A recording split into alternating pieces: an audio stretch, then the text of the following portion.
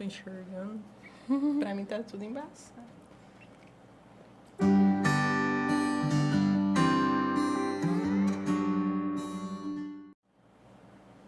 Olá, sejam bem-vindas ao podcast Café com Mãe, um podcast especial para você, mamãe aí. Eu sou a Jéssica. Eu sou a Darciela e hoje estamos aqui com um assunto muito importante, não é mesmo? É isso mesmo, a gente vai falar hoje sobre a amamentação. E hoje a gente está aqui com a técnica em enfermagem, a Nayara. Tem um ano que ela especializou na amamentação como consultora de amamentação. E a gente vai falar também, agora nessa abertura, a importância que é a amamentação no ambiente hospitalar. Seja bem-vinda, Nayara. Obrigada pelo convite, estou muito feliz de estar aqui. E vamos conversar um pouquinho, né, sobre a amamentação dentro da área hospitalar. Eu atuo na área hospitalar há 14 anos e há um ano eu tive a oportunidade de me especializar em amamentação. Eu não consegui amamentar, né, as minhas filhas e foi o que me motivou a ter essa curiosidade em aprender e me capacitar voltado para a amamentação. Então, o que a gente encontra? Eu trabalhei por 14 anos dentro de uma UTI. E aí, na UTI, qual que é a fase final, assim, para o bebê poder ir embora para casa? Ele estar mamando. Então, todas as mães, elas esperavam muito por esse momento. E precisava muito de uma pessoa capacitada para estar orientando. E nós temos uma equipe, né, multidisciplinar, os técnicos de enfermagem, as médicas, as fonoaudiólogas. E eu comecei a acompanhar as fonos para eu aprender, para eu conseguir orientar essas mães. Quando eu tive a oportunidade de me capacitar e aprender mais sobre amamentação, eu desci, né, para o complexo materno e eu vivi uma outra realidade. E foi uma realidade que me impactou muito. Porque a gente fala muito sobre a questão social e a questão cultural, né? E a questão cultural, ela influencia muito a amamentação. Porque eu me deparei com mães que não tinham acesso às informações voltadas para a amamentação e que não aceitavam essas informações. E era assim, era bem gritante a falta de informação, porque essas mães, às vezes, elas perdiam a amamentação por não ter oportunidade de acessar um auxílio, uma orientação e permanecer amamentando esses recém-nascidos. Mas você fala no quesito de dificuldade em amamentar? Ou Isso. Elas já vinham com o pensamento, não quero amamentar? Não, é dificuldade. É porque a gente tem uma...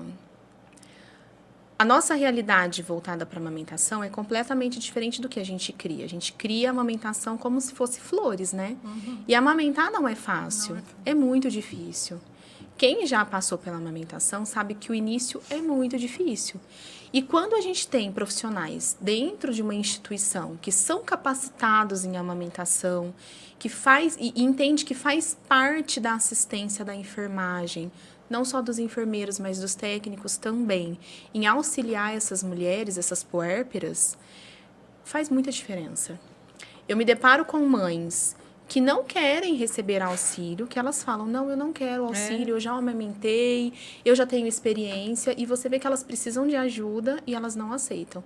Mas eu me deparo com mães que falam assim, nossa, que bom que você está aqui e que você está conseguindo me orientar e que você está conseguindo fazer com que a minha amamentação seja diferente. Algumas até brincam, falam, posso te levar para casa? Eu falo, não tem como você me levar para casa, mas eu tô aqui agora, vamos aproveitar esse momento? Então, assim, é muito importante a gente ter essas orientações dentro do hospital, dentro da área hospitalar, levar essas informações, explicar o manejo correto da amamentação para as mães, porque faz toda a diferença. É verdade, porque elas estão ali, principalmente as mães de primeira viagem, é tudo novo, né? Sim. Tudo novo, então, assim, essa orientação é muito importante mesmo, né? Porque, como se diz, se falam assim, nasce um bebê, nasce uma mãe, mas sim, não é bem assim, né? E eu falo assim também, nós temos as rodas de gestante, né? Nós realizamos as rodas de gestantes. E a gente consegue pegar algumas mães na fase inicial e levar essas informações. E quando elas chegam lá dentro da instituição, que elas foram orientadas e capacitadas nessas rodas de gestante, a gente vê diferença das mães que elas não tiveram acesso a essas informações. E ajuda muito, porque elas querem muito amamentar, elas fazem a questão do manejo, de amamentar esse recém-nascido com mais tranquilidade, do que as mães que não tiveram orientação e elas ficam desesperadas. Falam, nossa, e agora? O que eu faço? Eu imaginava que a amamentação fosse completamente diferente. Seria natural, né? Pronto, não Sim, é? tem muitas mães que elas acham assim, que é só eu pegar o bebê e pôr no peito. E o bebê tem que fazer a parte dele. Os bebês, eles não nascem mamando, né? É fisiológico, é natural. Mas eles precisam que a gente direciona eles. Eu falo que é o primeiro momento que a gente vai aprender a direcionar o nosso filho a fazer algo. Não é algo que eu vou pegar e vou colocar e tá tudo certo. O bebê Já vai... começa não. ali, então, as Ele orientações de mãe. Ele tem um instinto. Mas a gente precisa, muitas vezes, conduzir a situação. E o podcast também. Vocês não sabem a importância que o podcast de vocês tem para essas mães, Sim. porque vocês conseguem acessar essas mães levando informação. Então, toda forma de levar informação, desde as rodas de gestante, podcast, até mesmo dentro das instituições, são de suma importância. Ai, gente, fiquei feliz. E o que você falou dessa parte de... a mãe fala que não... Às vezes se recusa em aceitar ajuda por falar que já teve filho, já teve experiência. Eu falo por mim. Eu tive 2 próximos, 2 anos e 5 meses de diferença. Foi completamente diferente. Completamente diferente. Eu saí com o primeiro amamentando bem, pegou bem, tudo. No segundo, eu saí ainda precisei de ajuda. Porque aconteceu uma coisa que não aconteceu com o outro. Ele teve a Anquiloglossia. E da linguinha presa. Isso. Né? E eu não sabia. Não sabia disso. Então, cada caso é diferente. Você falar isso, mães, é importante. Por mais que você já tenha tido filho, se abra, tenha oportunidade de conhecer formas diferentes. Que a bebê é diferente, a gestação é diferente, tudo é diferente. Se você está tendo a oportunidade de ter ali o acesso, Exatamente. não é? E você sabe o que eu falo, Jéssica? A gente se prepara os 9 meses para o parto. A gente faz o acompanhamento, né, com o ginecologista obstetra, que é de extrema importância. Só que a gente acaba se esquecendo da amamentação. Sabe por quê? É o que eu falo, eu gosto muito de usar a questão social e cultural. Porque é muito cultural a gente achar que amamentar é fácil, que é tranquilo. E quando a gente se depara com a realidade, as mães, elas falam assim, meu Deus.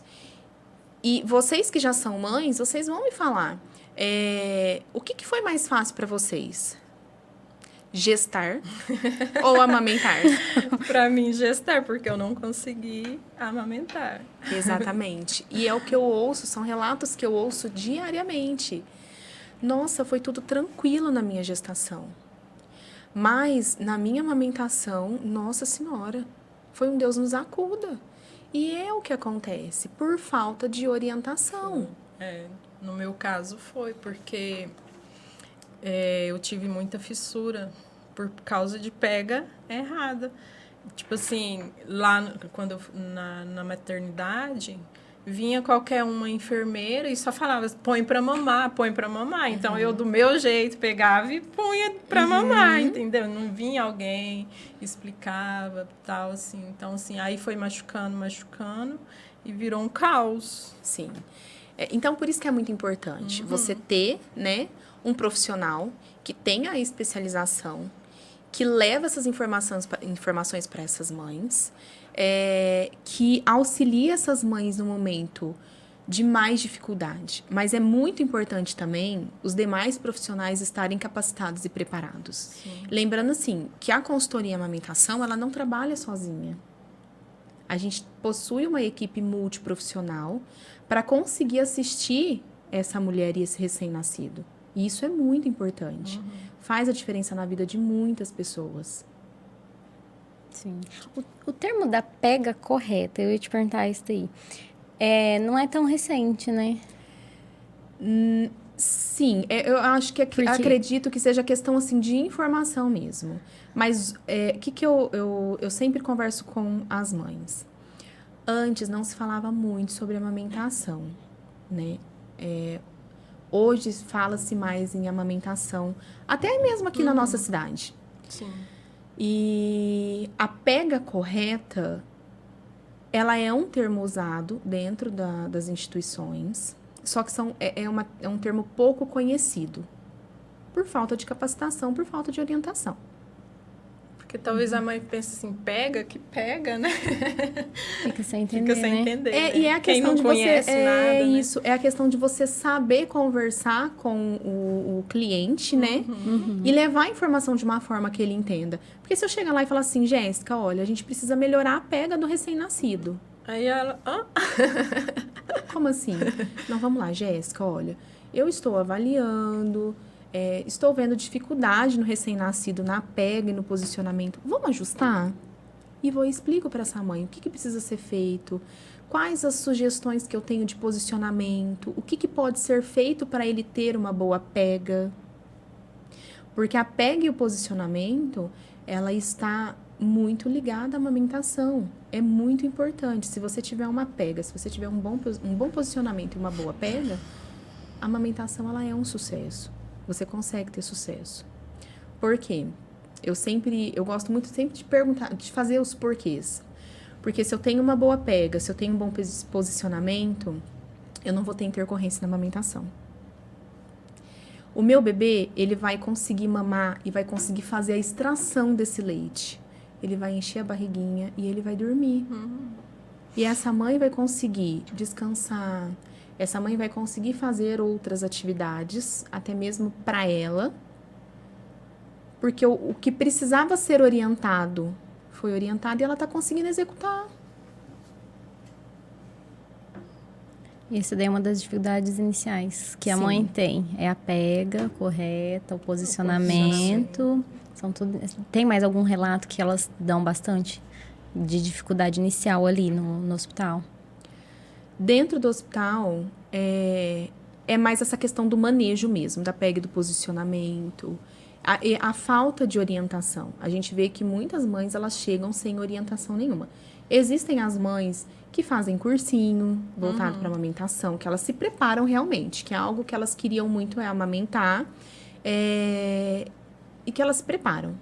E existem as mães que, por questões, ela trabalha, ela não tem um tempo para buscar informação e elas não se preparam. E aí, quando chega, porque a avó, a tia, falou assim, olha, é só colocar o bebê para mamar. E elas têm muita dificuldade na pega e no posicionamento. Outras questões também, que têm dificuldade, são os apetrechos. Hoje, nós temos uma infinidade de apetrechos, né, para a gente usar na amamentação. E existem os apetrechos que vão trazer benefícios e existem os apetrechos que não vão trazer benefícios.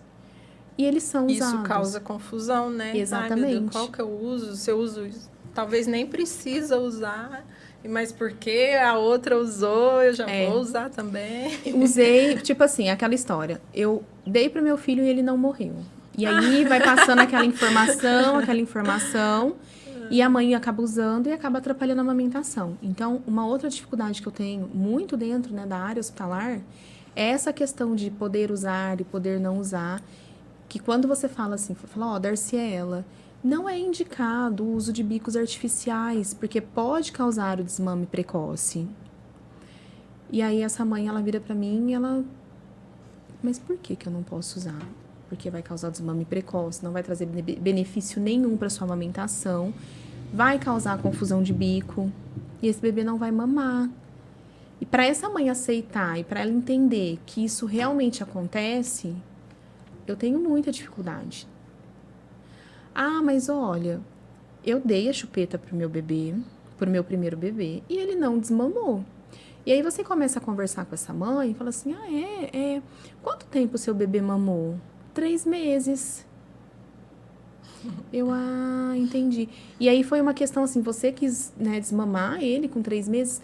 Não, ele simplesmente parou de mamar, ele não quis mais. E teve aí a introdução de um bico artificial.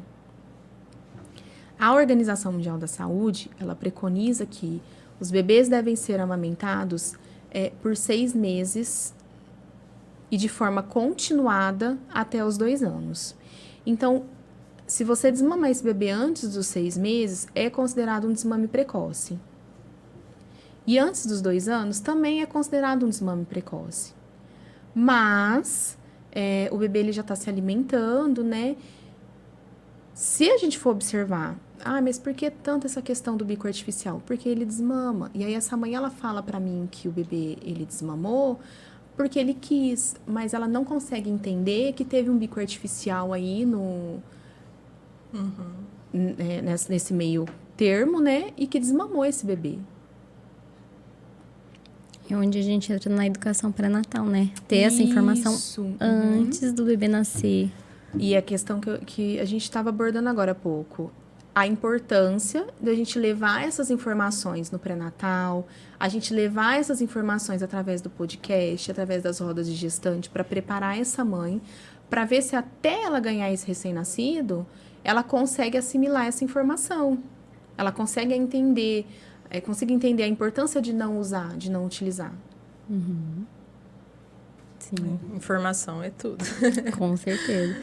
E aí, até você trouxe, né, alguns acessórios que eu acredito que, igual você falou, assim, que tem essa intercorrência de usarem.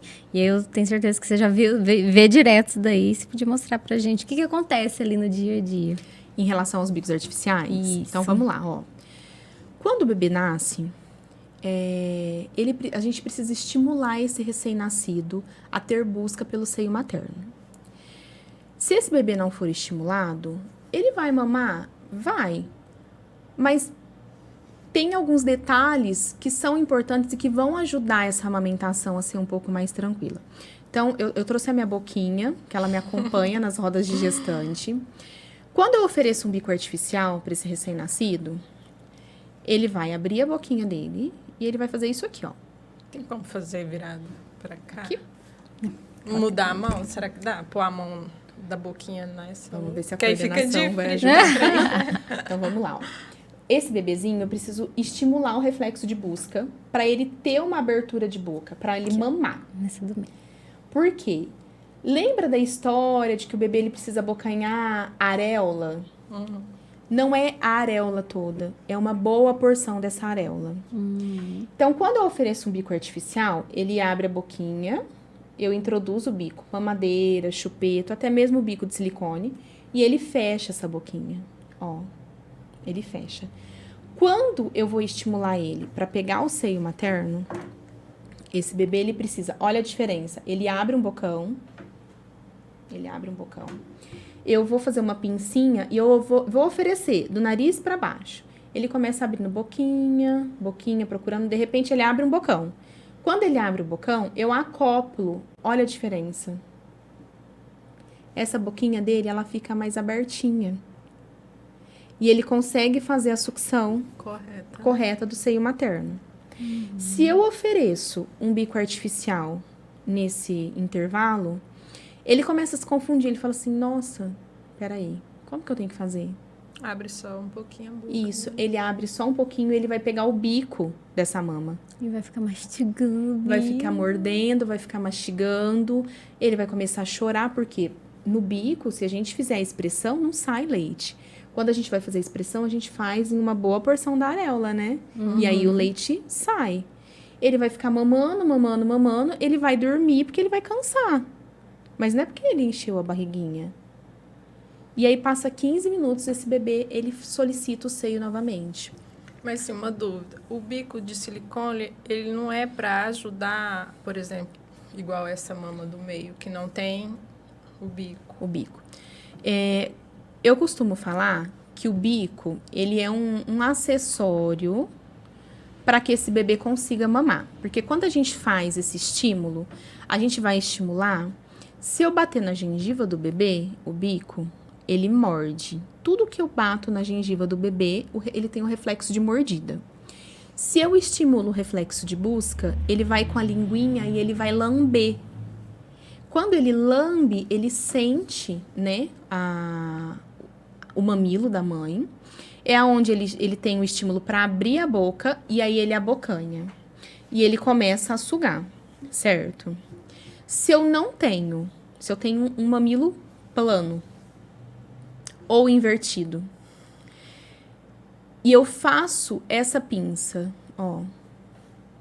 Vocês concordam comigo que se eu fizer a pinça de uma forma adequada, eu vou conseguir estimular esse bebê para que ele abocanhe essa pinça, Mesmo que não tenha. mesmo que não tenha o bico? É claro, assim, que alguns profissionais, eles indicam o bico de silicone, tá? Então, ó, ele vem aqui, ele abocanha, ele tá mamando. Às vezes eu preciso só sustentar essa mama, essa preguinha, até estabilizar a amamentação. Mas ele tem, se for um bebê a termo, ele tem essa capacidade de sugar. Aí a própria mãe que faz essa pinça. Isso, a gente orienta essa mãe, a gente treina essa mãe para que ela consiga. O peito tá bem cheio, assim, elas conseguem fazer? Consegue. Ou tem que tirar com a bombinha antes? Quando a mama tá engurgitada, é assim, independente do mamilo. Se a mama tiver engurgitada, essa mãe, ela vai ter dificuldade de amamentação. Então, a gente precisa trabalhar essa mama antes, com a massagem e a ordenha, esvaziar um pouquinho esse seio e aí estimular o bebê para mamar. Porque se eu tentar colocar esse recém-nascido para mamar nessa mama que tá engurgitada, ele vai escorregar pro mamilo, pro bico. E aí é onde causa as fissuras que vocês tiveram. Eu lembro que acontecia isso comigo. Então, a gente pede assim, fala assim, mãe, olha, eu até sempre mostro a questão assim da mama tá flácida e do mamilo também tá flácido. Um exemplo que eu gosto muito de usar, vamos encher um balão, uma bexiga. A gente enche a bexiga, enche. A gente segura a pontinha da bexiga e vira essa bexiga para nossa boca. E vamos tentar abocanhar esse balão. A gente não vai conseguir. O bebê é a mesma coisa. Ele fica tentando, é onde causa as fissuras, machuca essa mãe. Se eu pegar essa bexiga e esvaziar, essa bexiga ela vai ficar flácida e aí eu consigo fazer a prega. Então, quando a gente encontra uma mama engurgitada, a gente precisa passar orientação para essa mulher, para essa mãe, que ela precisa trabalhar essa mama, massagear e ordenhar. Eu sugiro que nos primeiros dias, essa mãe ela realize a massagem e a ordenha manual. Só que tudo, Darciela, é uma questão de avaliação. Eu preciso Cada ver caso é um isso. caso. Por quê? Já aconteceu casos dessa mãe, além dela estar com a mama engurgitada, ela tá com a mama extremamente fissurada. Como que eu vou pedir para essa mãe ordenhar com uma maquininha? A maquininha, ela tem uma pressão diferente da pressão manual e da boquinha do bebê. E aí pode acontecer de sair um pedaço do mamilo durante essa ordenha na máquina. Então, a amamentação, ela tem que ser avaliada todos os dias. E é um trabalho de formiguinha. Hoje eu subo uma escada, amanhã eu subo outra. É por degrauzinho, sabe? Que a gente vai conquistando a amamentação. Sempre com paciência, sempre com calma, porque a gente apavora. Apavora, né? O bebê começa a chorar e você com dor e vira aquele... É nessa situação que às vezes muitas mães entram na forma por conta disso.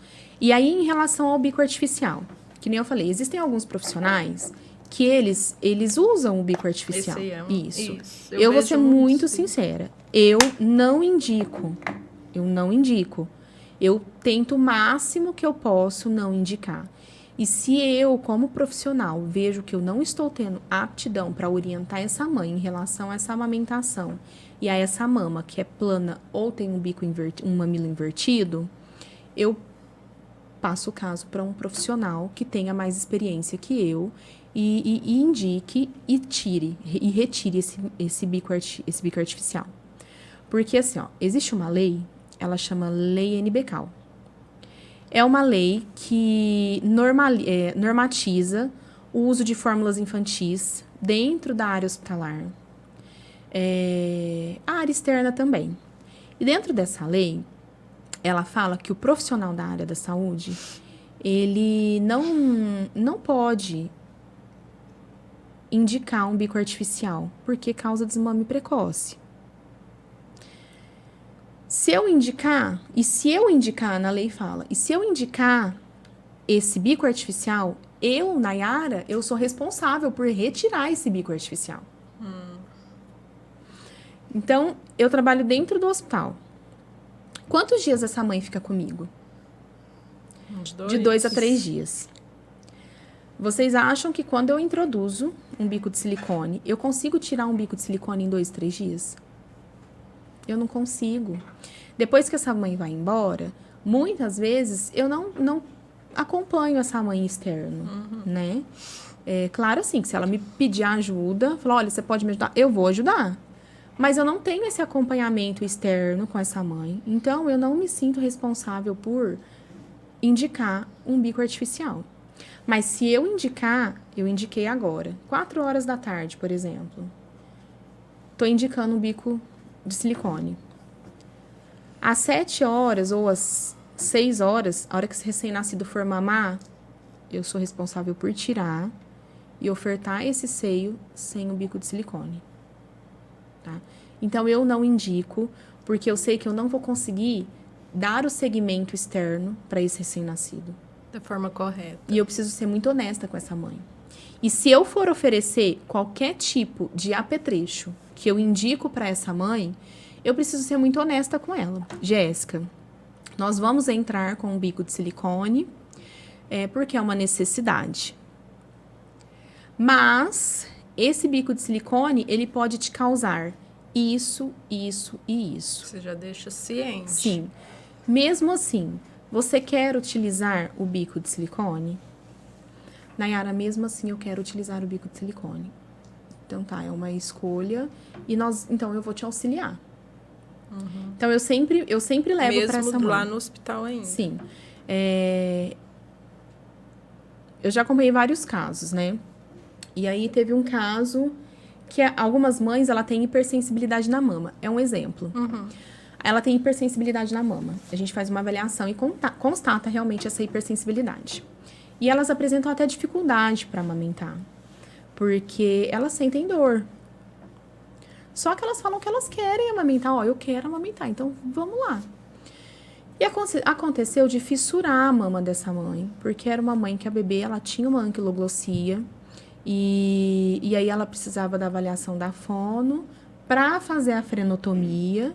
E aí a gente ia dar continuidade nessa assistência dentro, né, do hospital. Só que fissurou a mama dessa mãe. Ela tinha também hiperlactação, que é muita produção de leite. E que muitas vezes causam fissuras também, porque essa mãe, por mais que você orienta, às vezes elas não querem deixar você ordenhar. E essa ela não deixava a gente ordenhar porque ela tinha dor, ela tinha sensibilidade. E acabou fissurando. E aí eu conversei com ela, falei assim, olha... E dentro da instituição, de todas as instituições, não é recomendado usar qualquer tipo de apetrecho voltado para amamentação. Por quê? Porque não tem como a gente higienizar. Então, elas correm o risco de se contaminar, porque, tipo assim, eu vou lavar, vou higienizar, um bico de silicone no banheiro. Então, corre o risco delas se contaminarem. Então, não é indicado, a gente não indica, e se a gente vê que tem uma bombinha ou qualquer tipo de apetrecho, a gente pede para que não use. E acontece muito. Acontece. Sabe aquela história assim? É raro, mas acontece. Já leva chupeta, já leva tudo. Elas escondem na bolsa. Nas rodas de gestante, a gente sempre fala assim, olha, hoje, dentro da instituição, a gente não recomenda o uso de bico artificial por causar o desmame precoce. E eu falo em instituição, são todas as instituições que abraçam a amamentação, porque a gente sabe que causa desmame precoce, que traz intercorrência para essa mãe. E a gente fala, se você colocou na bolsinha, pode deixar em casa. Eu não posso proibir a Jéssica, eu não posso proibir a Darciela de usar o bico artificial. É uma escolha delas, mas eu posso orientar. Sim. Eu posso ajudar vocês fazerem uma escolha diferente, né? E esse é o meu trabalho, esse é o meu papel. Só que elas levam. Elas levam. E aí, quando a gente pega algum bico, a gente conversa com a mãe. Fala, não pode, né? Hoje, a nossa instituição, ela passa por um processo de credenciamento. E dentro desse credenciamento, uma das exigências é o não uso de bicos artificiais. Então, para vocês verem assim, que hoje Barretos tem um ganho muito grande para a amamentação. Porque a gente abraça a causa de verdade. A gente estimula, apoia, levanta a bandeirinha branca para amamentação. E aí a gente leva orientação e muitas vezes essas mães, elas guardam o bico artificial e respeitam, né, as nossas orientações. Mas acontece. Acontece. E aí, essa mãe que eu tava relatando, eu conversei com ela, falei assim, olha, eu preciso te ordenhar. Porque a sua mama está muito engurgitada. Se a gente não tirar esse leite, porque a neném, ela não estava conseguindo esvaziar a mama da mãe, porque ela tinha muito leite. Se a gente não esvaziar essa mama, vai evoluir para uma mastite. E a gente não quer que isso aconteça. Ela, Nayara, eu não dou conta. Eu não dou conta de ordenhar. Eu não dou já conta tá ali de tão deixar... sensível, né? eu não dou conta de deixar você ordenhar. Eu falei, então a gente vai fazer o seguinte. Vou conversar com a fono e com a equipe multi e vou ver se eu consigo te levar, né, para ordenhar na nossa máquina de ordenha, que nós temos, né, uma máquina de ordenha que é feito todo o processo de higienização da forma correta. E aí a gente vê se a gente consegue te ordenhar para aliviar a sua dor. Que é usada na UTI, no caso. Isso. Para aliviar a sua dor, mas depois eu preciso que você dê continuidade, porque quando a gente esvazia essa mama, ela não fica tão sensível. Alivia. E assim eu fiz. Só que eu passei pra ela. Eu falei, se eu te colocar nessa bombinha, pode piorar a sua fissura. Não, mas eu quero. E aí a gente colocou ela na bombinha, ela ordenhou. Sangrou um pouquinho essa fissura. Mas ela falou assim, olha, a dor que eu estava sentindo, ela não é tão grande quanto a dor que sangrou um pouquinho. Uhum. Então, eu tenho que levar. Eu falei assim, mas e na outra mama? Você vai querer ordenhar na máquina? Sim, eu vou querer ordenhar na máquina. Você tem certeza? Não, eu tenho certeza. Então, a gente sempre tem que levar para essa mãe. O que pode acontecer? Se eu oferecer um bico artificial, se eu te colocar na bombinha agora, o que pode acontecer? Quais os benefícios e quais os malefícios? Ela tem que estar bem orientada. Uhum. E aí, se tratando de recém-nascido também, que você falou bebê a termo, né? Uhum. Bebê a termo seria os 39 semanas de gestação. E quando acontece de ser um bebê recém-nascido, a amamentação muda completamente, essa orientação? Em relação a prematuros. Prematuros, isso. Sim. Os prematuros, o que acontece? Quando o bebê, ele está dentro de uma UTI neonatal, ele passa por um processo. Né? Isso, assim, independente da idade gestacional. Ele passa por um processo. E aí, é igual eu falei, as mães, elas esperam pela amamentação, porque é o passinho final para eles irem embora, né? O bebê tá bem, ele só precisa começar a mamar. Uhum. A fonoaudióloga, ela faz uma avaliação para ver se esse bebê está apto para mamar. Então, não é assim, ó... o bebê da Jéssica, o RN da Jéssica, ele vai pro peito hoje. Vamos colocá-lo no peito. Não. Tem todo um processo. É feita uma avaliação para ver se esse bebê está apto, né? Relacionado à função oral desse recém-nascido. Porque o bebê, ele precisa coordenar a sucção. Às vezes é um bebê que ficou entubado. É um prematuro extremo. Os prematuros extremos, se a gente orientar essa mãe em relação ao aleitamento materno, ela consegue amamentar. Daqui 1 mês, daqui 2 meses, ela consegue amamentar. E hoje a gente tem também a relactação, né? Que auxilia essas mães. Ela pode não ter muita produção, mas a gente consegue amamentar, né? Através da relactação, que é a fórmula mais o leite da mãe. Então, a gente consegue mandar essa mãe embora para casa praticando o aleitamento materno, amamentando. Mas e como que o bebê se desenvolve no sentido de ir para mamar no peito? A questão, assim, do desenvolvimento, eu acho que foge, né, da minha aptidão para poder explicar. Mas, assim, é realizado uma avaliação pela fonoaudióloga, porque esse bebê, ele vai desenvolvendo, ele vai crescendo, ele vai recebendo a dietinha, o leite pela sonda, e ele vai crescendo, ele vai tendo o desenvolvimento orofacial. A fono, isso, né, para ajudar na... Isso. A fono trabalha esse recém-nascido. Ela faz os exercícios, ela faz a avaliação. Ah, entendi. Era mais ou menos isso aí, minha dúvida. Isso. Aí, se ela detecta que ele tem aptidão para mamar, que ele consegue coordenar sucção, respiração e deglutição, ela libera para o seio materno. Entendi. E aí, a fono, ela coloca o bebê para mamar também, que é uma fono especialista em amamentação. Mas nós temos as consultoras também. E essa consultora, ela é responsável por acompanhar esse recém-nascido para mamar. Porque esse recém-nascido, ele tem uma diferença. Os recém-nascidos prematuros, eles são débeis em sucção. Como assim, Nayara? O recém-nascido a termo, ele tem desenvolvimento orofacial. Ele tem a bochechinha gordinha, né? Ele tem essa musculatura desenvolvida, então ele consegue fazer o movimento de sucção. O prematurinho, ele é magrelinho, ele é pequenininho. E quando ele vai sugar, ele não tem a mesma força. Então, a gente precisa acompanhar, porque eu não posso pegar um bebê de 2 quilos, 1,9 kg, que tem todo um histórico dentro de uma UTI, e colocar no peito e falar, ó, tá tudo certo. Eu preciso ver se esse bebê tá conseguindo fazer a extração de leite de uma forma correta. Eu preciso observar se esse recém-nascido tá sendo bem posicionado.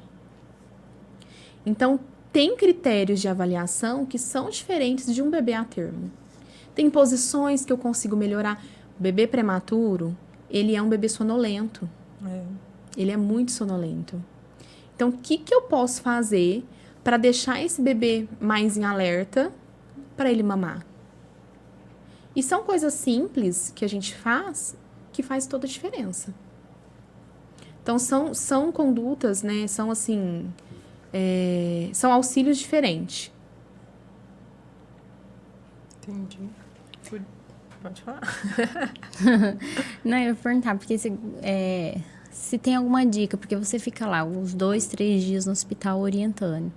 E qual que é a dica que você dá para essas mães darem essa continuidade em casa, né? Em casa. Aproveitar das informações que a gente passa dentro, né, das instituições, colocar em prática, estimular o bebê no seio, a amamentar. Eu falo que a rede de apoio é muito importante para essa mulher.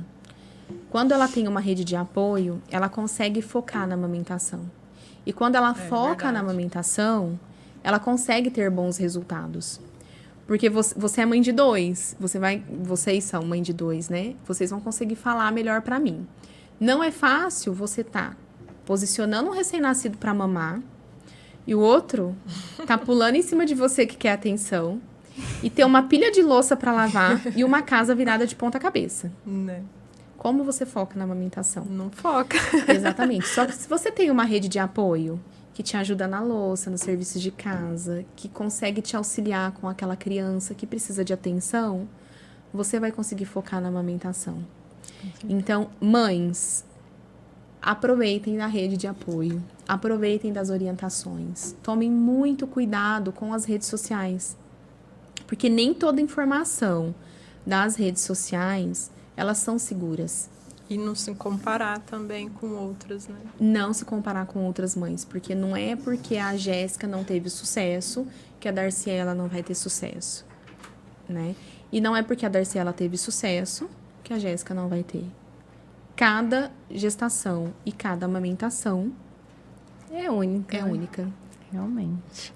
Tem alguma coisa que você gostaria de passar de informação para as mamães também? Que às vezes a gente não perguntou, que você acha que seria importante. Se quiser também falar, vamos falar mais também os bebês, sobre apego e posicionamento. Isso. Eu acho que é muito importante também. Pode acrescentar. Posso. Então com vamos certeza. lá. Por que a gente fala tanto sobre pego e posicionamento? Porque ela é muito importante, né? Vamos lá, eu vou demonstrar o negócio aqui. Então vamos, acho que a Darcy... A prática, ela tá com saudade, hein? Tá vendo? Olha aí. Ó, vou fazer como se eu fosse... amamentar.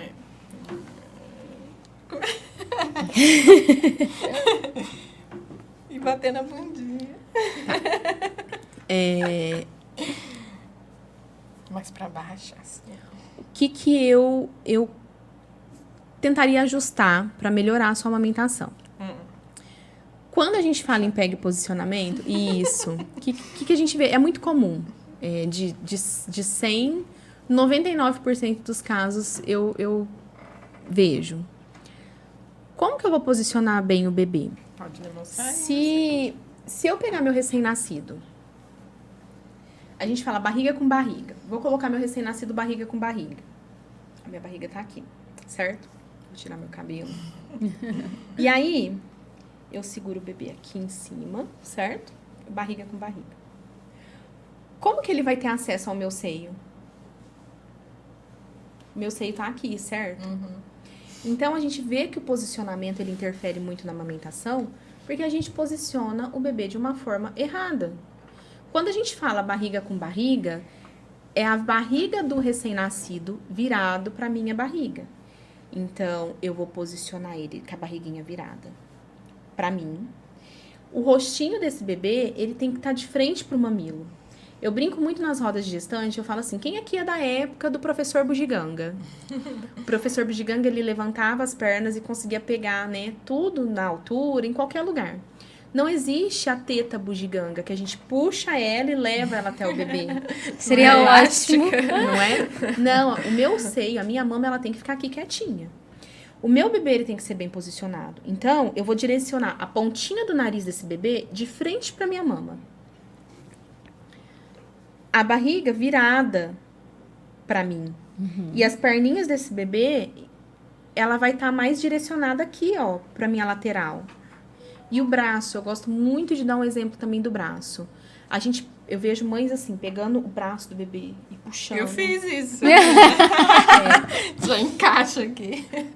Tem, assim, algumas vezes me dá até um... Ai, meu Deus. O bracinho do bebê, ele não precisa ficar pra trás. Se a gente colocar o nosso braço pra trás, a gente vai sentir dor. E o bebê, ele sente também. Ele não reclama, né? Às vezes ele fica um pouco desconfortável, mas dói. Então, ele precisa estar confortável para ele mamar. Eu posso trazer o bracinho do meu bebê para baixo, tá? Eu posso posicionar para baixo, virar a barriguinha dele para mim e eu não vou colocar o meu bebê nessa divisão entre o braço e o antebraço. O meu bebê, ele vai ficar posicionado aqui, ó, no meu antebraço. Eu vou oferecer o meu seio sempre em C, porque eu vou sustentar a minha mama.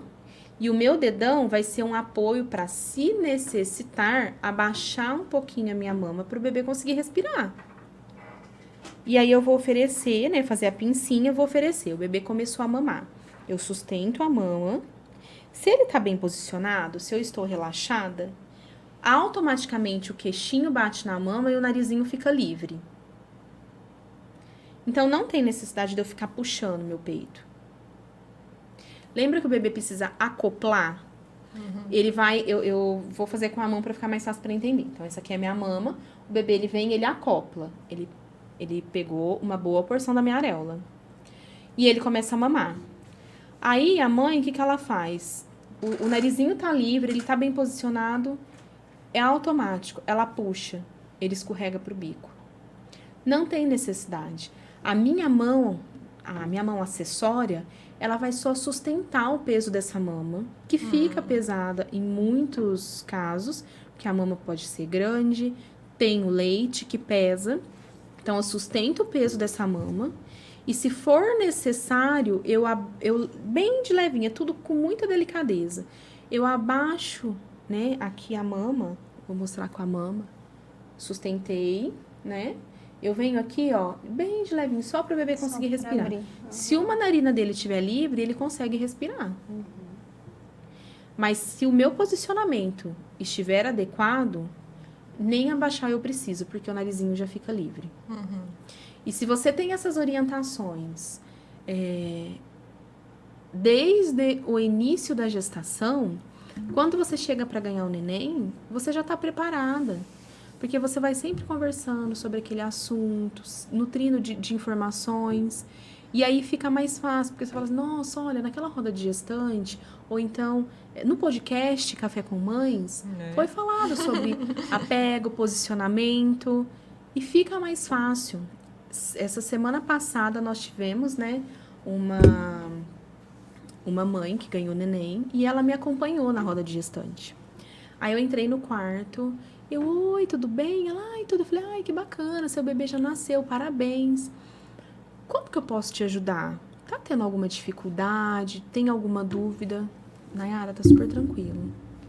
Olha, foi muito bom participar das rodas de gestante, porque eu consegui informações. E eu já tive 2 filhos.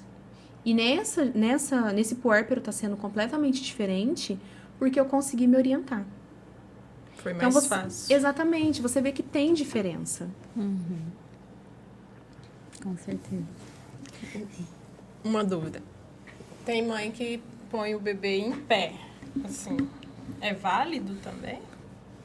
Abre aqui a perninha. Sim, essa é a posição cavaleiro.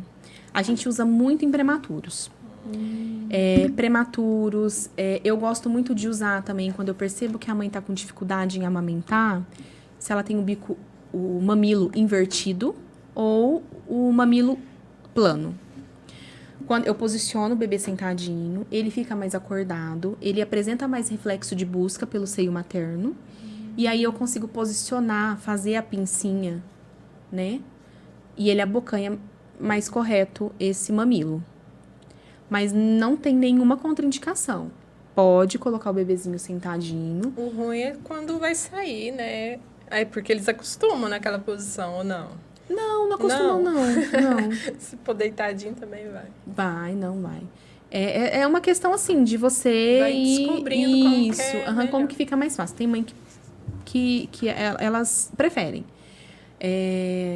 Essa semana eu fui orientar uma mãe que ela tinha a mama bem grande, bem volumosa. E aí eu falei assim, olha, vamos tentar colocar ela inversa, que é aqui. Tem também, né? Aqui Isso. debaixo do braço. E Pra aí gêmeos eu auxiliei também. isso. Eu auxiliei ela. A hora que eu coloquei, né? Eu falei assim, ó, agora a gente vai fazer assim. Fui conduzindo ela. Nossa, Nayara, é muito mais fácil. Muito mais fácil. Então, assim, vai de acordo com a adaptação da mãe. A gente sugere, né, várias posições. Mas a mãe quem escolhe qual a posição que vai ser mais fácil para ela. Eu ia perguntar, em caso de gêmeos mesmo. Normalmente elas preferem fazer essa na lateral ou um de cada vez? Como que é? Mais indicado ou não tem indicação? Não, existe a Tem? indicação. Porque é que nem eu falo assim, o que a gente tem que fazer? Lembra da questão da rede de apoio? A gente tem que facilitar a vida dessa mulher, né? Porque imagina, ela teve 2 bebês e tem uma criança em casa. Então, vocês concordam comigo que se eu fizer a capacitação dessa mulher para ela amamentar os 2, vai Ao ficar mais mesmo fácil? Ela vai ter mais tempo para tomar um banho, para comer. Então, a gente capacita essa mulher para tentar amamentar os 2. Só que é aquela questão da avaliação, né? Às vezes é uma mãe que tem o seio muito grande e que precisa sustentar essa mama. Aí já não dá. Dá. Se é uma mãe que quer muito amamentar, qualquer opção que eu dê pra ela, ela vai falar, vamos embora. Agora, se é uma mãe que às vezes ela quer amamentar, mas que quando ela encontra o empecilho, ela dá uma desanimada, ela vai colocar empecilhos e vai falar, não, então eu vou amamentar um de cada vez. Mas é indicado a posição inversa. A gente pode facilitar colocando a almofada de amamentação. Aqui na questão de posicionar os braços para facilitar, porque pesa, né? Vai chegando, o bebê vai engordando, então a gente coloca a almofada, a gente coloca a coberta e facilita para que ela amamenta. Mas é indicado, sim, e se ela tiver uma rede de apoio para auxiliar ela, melhor ainda. Com certeza. Mas deve ser difícil, não é? Nossa Senhora. Aqui tem mais esses negocinhos. As rosquinhas. Vamos conversar um pouquinho, então, sobre os apetrechos, né? Sim. A gente já falou sobre alguns, né? Então, o que eu posso indicar hoje para uma mãe que acabou de parir e tá tendo dificuldade na amamentação? Com fissuras. Se ela chegar, às vezes, em algum local, ela vai falar assim, eu tô com o meu mamilo machucado, eu queria alguma coisa para não ficar encostando no sutiã e me machucando mais. Em atrito, né? Isso. Ou então, a tia ou a avó que usou as famosas conchas, né, de amamentação, elas vão indicar a concha. Porque se eu colocar a concha ela tem esse buraquinho, né? Aí eu coloco o mamilo aqui dentro e aí eu venho com o sutiã. E essa mama, ela tá fissurada e ela está engurgitada. O que esse sutiã vai fazer? Vai comprimir. E quando comprime, ele garroteia. E se garrotear, essa mulher, ela pode perder um pedaço do mamilo. A hora que ela for tirar essa tipo da concha... pressão? Sim, porque vira um garrote, né? Você concorda comigo? Ó, Ele sufoca, a mama tá ele engurgitada. aperta. Oi? Ele aperta. Ele aperta, ele garroteia. É a mesma coisa que eu pegar... Ele forca, né? E apertar, ele corta. Então, eu não indico as conchas de amamentação. Pelo fato de poder machucar mais esse mamilo. E uma outra intercorrência, que às vezes não é muito falado, a candidíase mamária. Existem várias intercorrências que essa mulher pode passar durante a amamentação. Pelo uso de apetrecho, né? Então, eu não indico, por conta da umidade. A cândida, ela adora umidade. Aí, o leite ele cai aqui dentro, às vezes demora para trocar. E aí, como tem exposição porque tá fissurado, pode levar ela a ter uma candidíase mamária também. O que a gente usa hoje em dia? Que a gente indica? A gente indica as rosquinhas. As rosquinhas, você vai colocar, né, aqui no mamilo. E aí, você vai colocar o sutiã. Só que o sutiã, ele não vai abafar, porque esse orifício, ele tá aberto. Então, esse mamilo, ele vai conseguir respirar. E aí, o leite, ele vai cair nessa rosquinha, vai ficar úmido. Eu vou trocar, lavar, pôr para secar no sol e utilizar o outro. Eu sempre falo assim, olha, vamos tentar ter 2, porque a gente consegue fazer o rodízio dessas rosquinhas. Ou então, se eu não tenho condições de comprar as rosquinhas, a gente pode fazer com o próprio paninho de boca do recém-nascido. Mas a Jéssica tá amamentando o recém-nascido dela. E ela tem muita produção de leite. Enquanto ela amamenta um bebê aqui, o outro seio começa a vazar. O que a Jéssica pode fazer? A Jéssica pode usar o coletor, que é esse coletorzinho de silicone. Enquanto ela amamenta o bebê, ela pode colocar na posição inversa. Ela amamenta o recém-nascido. Ela posiciona o coletor que é indicado. Ele não machuca. Ela vai posicionar na mama. E aí, esse leite que tá vazando da outra mama vai cair dentro do coletor. Porque geralmente elas usam, mas é nesse sentido de o outro tá vazando, então elas colocam ou até mesmo concha. nas fissuras, porque elas colocam para proteger a fissura, entendeu? Tá. E aí, esse leite vai cair aqui dentro do coletor. Esse leite que tá caindo dentro do coletor, ele pode ser utilizado, porque esse coletor, ele tá higienizado. A gente sempre tem que lembrar muito da higienização de todos os apetrechos. Então, ele vai estar higienizado, a gente pode pegar esse leite do coletor e armazenar na geladeira. Ou congelar. Quanto tempo que pode manter no... Na geladeira, o leite que ele é coletado por 12 horas. E no freezer, por 15 dias. A gente sempre ressalta o quê? No freezer ou na geladeira. Deixar uma prateleira só para leite materno. E todos os alimentos que tiver dentro dessa geladeira, eles têm que estar muito bem fechados. Para nenhuma contaminação. Para nenhuma contaminação. Hoje a gente tem vários potinhos de armazenamento, tá? O indicado é o de vidro com tampa de plástico, que ele pode ser reutilizado. E se for o saquinho ele não é reutilizável, a gente tem que jogar fora, né? Mas frasco de vidro, tampinha de plástico por 12 horas na geladeira. De preferência na primeira prateleira da geladeira, que fica próximo ao congelador. E nunca armazenar na porta, nunca armazenar lá embaixo, na última prateleira. No freezer, a mesma coisa. Na prateleira, só leite materno.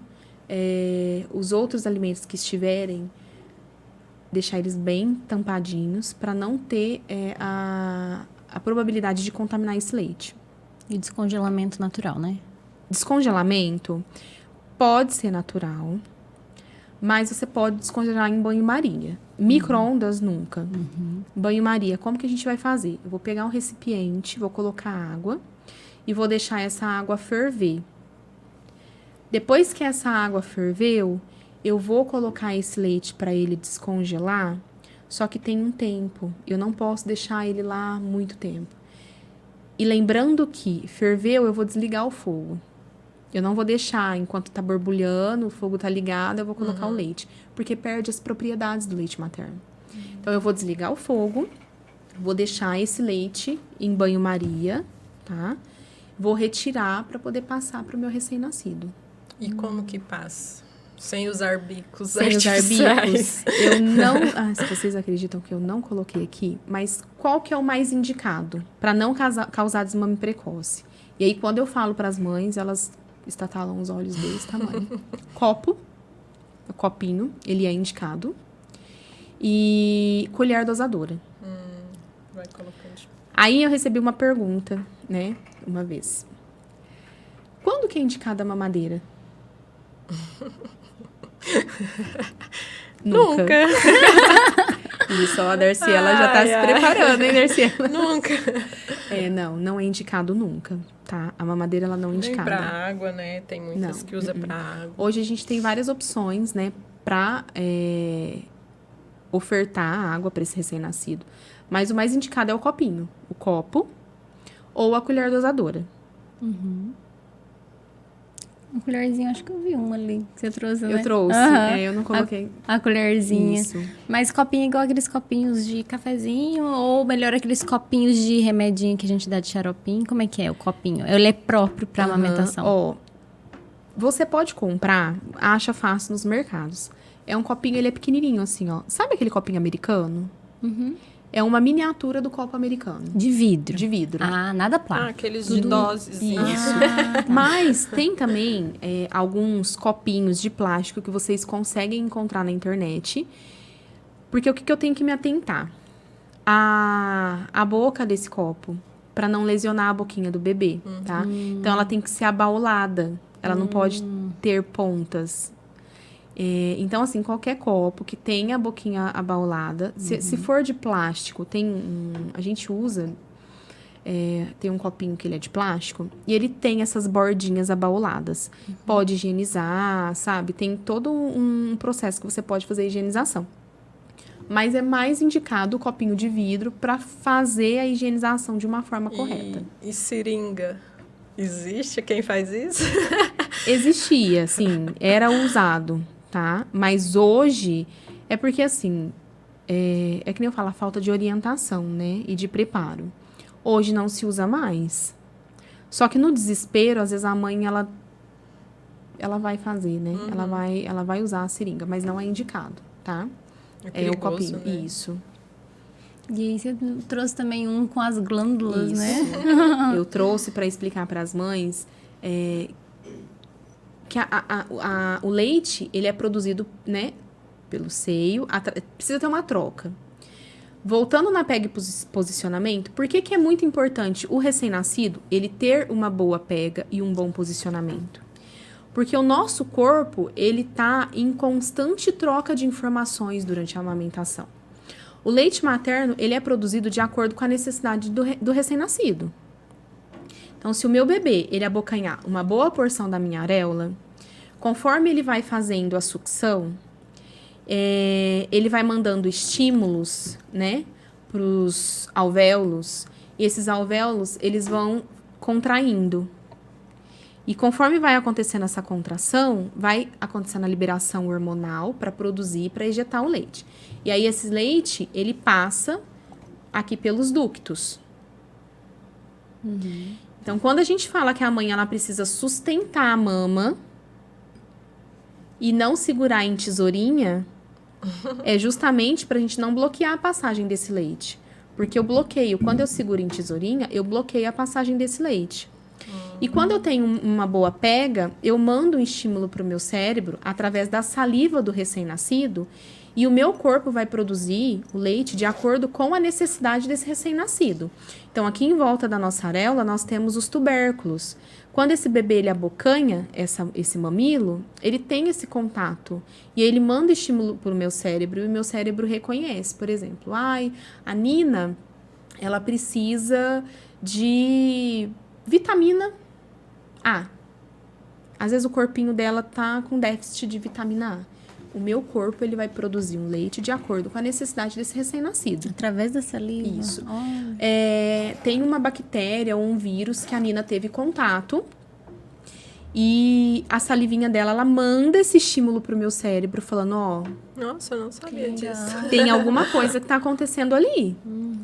E aí o meu corpo, ele vai produzir os anticorpos para ajudar a tentar eliminar esse vírus, essa bactéria do corpinho da Nina, para que essa mãe consiga chegar a tempo no médico e consultar esse bebê e o médico entrar com a medicação, né, de acordo com a avaliação dele. Então, é por isso que a gente fala, o leite materno, ele salva vidas. E também por isso que não é indicado, às vezes, ofertar o seio para outra criança, né? Exatamente. Eu queria muito falar sobre isso. O leite materno, ele é único e ele é exclusivo. A gente só pode passar o leite materno para um outro recém-nascido quando a gente tem banco de leite. Porque esse leite, ele passa por um processo de pasteurização. Tá? Então, eu não posso ser mãe de leite de ninguém, porque o meu leite, ele não foi pasteurizado. Essa semana, eu recebi uma mensagem. E, assim, foi até, assim, bem engraçado, sabe? Porque, às vezes, algumas mães, elas querem que você responda o que elas querem ouvir, né? E eu acho que essa mãe, ela esperava que eu falasse assim, olha, não, tá bom, pode fazer, tá tudo bem. E ela me perguntou em relação à amamentação cruzada, que uma amiga dela estava tendo boa produção e que ela estava com baixa produção e que a amiga ordenhou e mandou o leite para ela passar para o recém-nascido. Primeiro, ela ordenhou e ela encaminhou esse leite. Como ela encaminhou esse leite? Como que foi o armazenamento? Até chegar a essa casa, esse leite estava sendo bem armazenado? Mas isso não significa que ela poderia passar esse leite, tá? É só uma observação. Não pode, gente. E aí ela falou assim, o que você acha? Eu posso passar o leite? Porque assim, e ela passou o leite. E parece que a mãe teve diabetes na gestação. E ela falou assim, ele tá bem sonolento. Eu acho que... E ela deu leite? Ela deu leite. E ele Sem saber se ela tomava algum medicamento. Exatamente. Essa é a questão, né? Ela deu leite, o bebê estava sonolento, ele estava dormindo por um período diferente do que ela estava habituada. E ela falou assim, o que você acha? Você acha que eu continuo passando? A questão dela ter tido diabetes na gestação pode interferir no leite? O bebê pode ficar mais sonolento? Eu falei assim, olha, eu não indico nunca. Não tem indicação. Ela pois é, eu li, né, nas redes sociais, eu li na internet que não pode. E mesmo assim, eu falei assim, então. É o desespero, às vezes. Sim, né? A gente entende o desespero da mãe, mas não tem indicação. Não é porque a mãe teve diabetes, é porque, assim, o que essa mãe tratou nessa gestação? Não tem como a gente saber. Eu posso ter tido sífilis, e não comentar, porque às vezes a gente fica com vergonha, né? Fala assim, como é que eu vou falar pra Darciela que eu tive sífilis? E aí, eu levar o meu leite e não contar pra Darciela que eu tive. E por falta de orientação, pra mim tá tudo bem. Mas eu tive sífilis, eu tratei. Não, tudo bem, né? Não preciso falar pra ela. A gente não sabe o histórico dessa mãe. Então, não é indicado a amamentação cruzada. Não pode. Porque pode trazer complicações para esse recém-nascido. E o único leite que ele precisa é o leite materno. E se você está tendo baixa produção, é uma questão de você conversar com o seu pediatra. Eu estou com baixa produção. O que o senhor me recomenda? Vamos relactar esse recém-nascido? E não tem problema nenhum em relactar. Porque ele vai estar recebendo leite materno e ele vai estar recebendo a fórmula. E tá tudo bem, nesse caso é indicado. No caso de mãe que tem 2 filhos, por exemplo, e o mais velho ainda continua mamando, não interfere em nada na diferença. Porque o importante é o bebê estar sendo alimentado pela mãe. Aí, o que eu ouvi essa semana? Uma mãe, ela ganhou um neném e... Porque, geralmente, quando a gente vai amamentar em tandem, o sabor do leite, ele muda na gestação. E aí, o bebê, a criança, ela acaba desmamando. Quando o bebê nasce e a criança vê o bebê mamando, ele começa a ter interesse novamente, né? Por mamar. Só que o sabor ainda tá diferente. E às vezes essa criança não volta a ser amamentada. Aí a mãe, ela falou assim pra mim, olha, eu acho que a hora que eu chegar em casa, a minha filha vai querer mamar de novo, porque ela vai estar vendo o irmãozinho mamar, né? E ela vai querer mamar de novo. Tem algum problema? Será que ela vai mamar todo o colostro? Porque a preocupação é pelo colostro, né? Eu falei assim, não tem problema, pode deixar ela mamar. Você vai dar prioridade pro recém-nascido. Quem precisa mais é o recém-nascido. Mas ela não vai acabar com o seu colostro por ela mamar uma vez. Por quê? Do 1º ao 5º dia de vida desse recém-nascido é colostro. A produção vai ser sempre essa. Entendeu? Aí do 5º dia de vida em diante, passa pro leite de transição. E aí lá pelo 25º dia, muda esse leite novamente pro leite maduro. Então não corre o risco. Qual que é o medo delas? Eu vou deixar a criança maiorzinha mamar e ela vai mamar todo o colostro e o bebê vai ficar sem o colostro. Não, ele não vai ficar sem o colostro. Porque a gente tem a informação que o colostro é aquele do primeiro momento, né? Não é? É do 1º ao 5º dia de vida do recém-nascido. Então, assim, não corre o risco desse recém-nascido ficar sem o colostro. Mas é sempre ressaltando. A prioridade é o recém-nascido. Se a outra criança quiser mamar, tudo bem. Mas a prioridade é o recém-nascido. Se for ver, a gente pegou até uns mitos e verdades e foi Sim, foi resolvendo a gente foi sem... conversando. É igual dessa. É mito ou é verdade do colostro? Já solucionou. É isso. A amamentação cruzada dá problema? É mito ou é verdade? É verdade. Não pode, de Não forma pode alguma. fazer. Isso. Querendo ou não, a gente já até solucionou alguns mitos e verdades por aí, né? Outro mito, mitos e verdades, em relação à prótese de silicone. Que acaba sendo uma dúvida, né, de muitas mães. A prótese de silicone, ela interfere na amamentação? Nada, a gente vai falar assim, nossa, olha, eu vou te dar 100% de certeza sobre isso. A gente não pode colocar 100% de certeza em nada. Mas a prótese de silicone, ela pode sim interferir na amamentação, tá? Por quê? Quando a mulher vai colocar essa prótese, não dá para saber se o profissional que colocou teve que fazer retirada de algum ducto da mama. Mexido. Isso, em questão anatômico. Então, pode ser que essa mãe ela tenha baixa produção de leite. Mas não tem como eu falar que essa mãe não vai conseguir amamentar exclusivamente esse bebê. Porque eu não sei como foi. Tem que ver o desenrolar. Isso. E aí, eu tive um caso, né, que foi até um caso de sucesso, de uma mãe que me procurou. Ela tinha hiperlactação, mesmo com a prótese de silicone. E era incrível, porque era assim, a gente massageava e ordenhava. Enquanto eu ia passar para outra mama, a outra já estava engurgitada de novo. Meu Deus. E eu falava assim para ela. Eu até posso falar o nome, porque a Larissa, queria mandar um beijo pra Larissa. Ela foi um ensinamento, assim, absurdo para mim. Foi uma grande experiência poder acompanhar a Larissa. Porque eu falava assim, Larissa, o que eu vou fazer com você? Eu ficava desesperada. Eu falava assim, eu nem durmo à noite. Porque ela tinha muita produção, mesmo tendo a prótese. E aí a prótese atrapalhava muito, porque a mama dela ficava muito engurgitada, pressionava. Aí o mamilo, ele não conseguia ficar macio. Nossa. A neném ia mamar, rachou tudo, fissurou tudo a mama dela. E eu já tava me descabelando, porque não sabia mais o que fazer. E aí ela levou, né, a recém-nascida no pediatra, porque a recém-nascida começou a perder peso. E aí o pediatra falou para ela assim, olha, você não vai conseguir amamentar. Você tem prótese. Eu nunca vi uma mãe amamentando com prótese. Nossa. E ela surtou. Ela ficou desesperada. Porque eu quero amamentar. Eu falei, não, calma aí, então vamos lá. Só que a mama dela estava muito fissurada. E aí nós demos um intervalo. Eu dei um intervalo na amamentação, com orientação e acompanhamento. A gente não pode dar esse intervalo sem ter esse acompanhamento.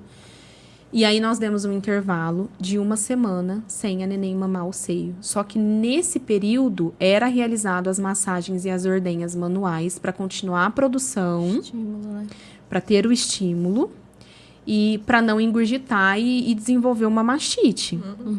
1 semana depois, e aí foi complementando, foi ofertando esse leite que era ordenhado para recém-nascida pela colherzinha dosadora. Ela dava na colherzinha, que ela achou mais fácil. E aí, 1 semana depois, que estabilizou esse processo de produção, né, de engurgitamento, ela voltou a amamentar e a neném fez 1 ano de amamentação. Não exclusiva, porque completando 6 meses entra com a introdução alimentar, né? Mas ela completou 1 ano de vida com leite materno exclusivo. Então, a gente tem que tomar muito cuidado com o tipo de informação que a gente recebe e buscar um profissional qualificado também faz toda a diferença. Para orientar nesse processo, né? Então, cada caso é um caso. Cada caso é um caso. E tudo deve ser acompanhado, né? Exatamente. Isso aí. Que bom, né? O papo tá bom, mas temos que encerrar, né? Vamos, a gente vai encerrar, porque a gente já teve muita informação, muita coisa que importante. A gente agradece por você estar transmitindo isso daí para as mamães. Espero que para elas absorvam isso e pratiquem com carinho, lembrando de todos os cuidados que você passou, de todas as orientações. E eu tenho certeza que se qualquer dúvida elas tiverem, pode estar te chamando também, Com né? certeza, eu estou à disposição, né? Se vocês precisarem também. Para as mães que precisarem de orientação, também estou à disposição. É só me procurar. Eu fico muito feliz em saber que eu consigo contribuir, salvar uma amamentação. Né? Ai, que bom, obrigada. Muito obrigada Eu que mesmo, agradeço. gente. E ó, o recado é para vocês aí, se vocês não são inscritos no nosso canal, já se inscreve, já para você sempre estar recebendo esse conteúdo. Se inscreve, compartilha, Curte. ativa o sininho, curte. Dá o seu joinha. Com todo carinho. No Instagram também estamos lá, Café com Mãe, podcast Café com Mãe. Lá também a gente sempre compartilha antecipado quem serão os convidados. A gente também tem conteúdos informativos. Então, por lá, vocês também vão conhecer os profissionais igual a Nayara. A gente já deixou a arroba dela lá. Você já pode acompanhar ela. E a gente fica aí para a próxima semana se ver. É isso aí, gente. Tchau, Muito tchau. obrigada. Obrigada mais Eu que uma agradeço. vez por todas as informações. Muito obrigada. E espero vê-la de novo por aqui. Com certeza. Com mais informações. Isso aí. Obrigada, gente. Até a próxima. Tchau, Tchau, tchau.